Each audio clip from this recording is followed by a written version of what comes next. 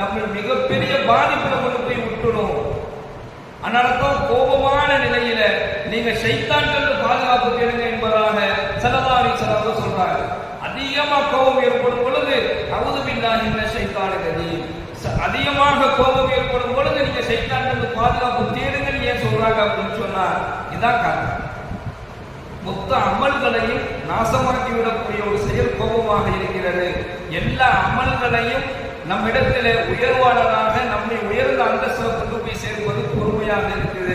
அதனாலதான் அல்லாஹ் இடத்துல ரப்பனா அஃப்ரிக் அலைனா ஸப்ரன், இறைவா எங்களுக்கு பொறுமையை வழங்குவாயாக, வஸப்பித் அக்தாமனா, எங்களுடைய பாதங்களை உறுதிப்படுத்துவாயாக, வன்சுர்னா அலல் கௌமில் காஃபிரீன், எங்களுக்கு என்ன செய்வாயாக, எதிர்களிடத்திலிருந்து நீ வெற்றியை வழங்குவாயாக, பாதுகாப்பை வழங்குவாயாக என்ற துஆவை அல்லாஹ் திருமுறையிலே சொல்லி காண்பிக்கின்றான். எல்லாம் வல்ல இறைவன் சிறந்த நற்குணத்தையும் அழகிய